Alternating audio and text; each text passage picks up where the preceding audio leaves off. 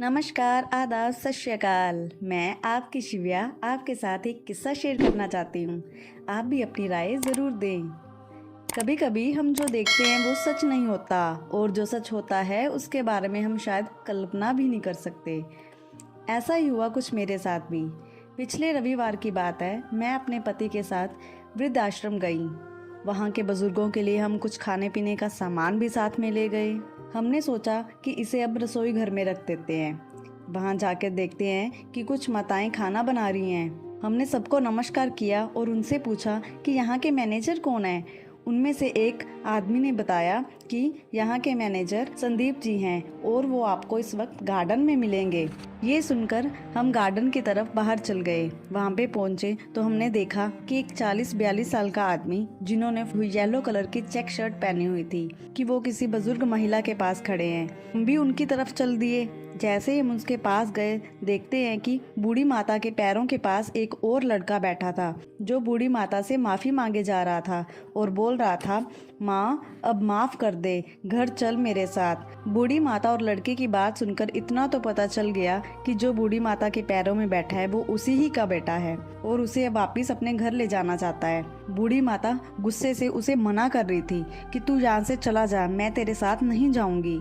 इतने में संदीप जी ने भी उस लड़के से कहा कि सर प्लीज़ आप चले जाइए, माता जी ने आपके साथ नहीं जाना। वो लड़का वहाँ से चला गया। मैं अपने ही मन में सोच रही थी कि गलती तो किसी से भी हो सकती है, पर बड़े तो उसे माफ़ कर देते हैं, तो क्या बूढ़ी मम्मा को माफ़ नहीं कर देना चाहिए।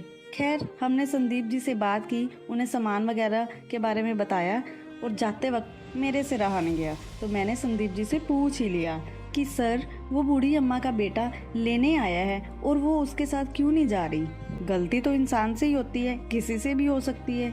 संदीप जी बोले, मैम हमें क्या पता, मैंने तो खुद बूढ़ी अम्मा से एक बार बात की थी पर वो नहीं मानी, अब हम क्या कर सकते हैं। जब हम वहाँ से निकलने लगे तो देखा कि वो अम्मा अभी भी गार्डन में चुपचाप बैठी थी। मुझे लगा कि मुझे उससे बात करनी चाहिए। हम दोनों अम्मा के पास जाकर बैठ गए। मैंने कहा, अम्मा वैसे बात क्या है, आप क्यों नहीं जाना चाहती अपने बेटे के साथ।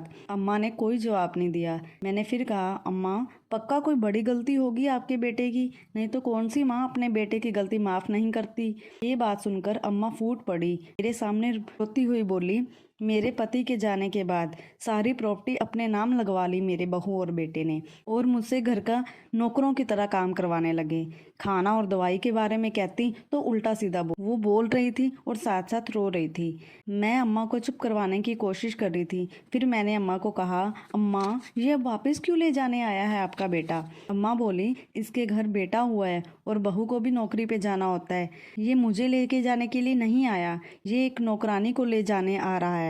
मैं तो ये बात सुनकर सुन सी हो गई। आपको क्या लगता है आजकल ये सब की क्या वजह हो रही है, क्यों बच्चे अपने माता पिता को नौकर समझने लगे हैं।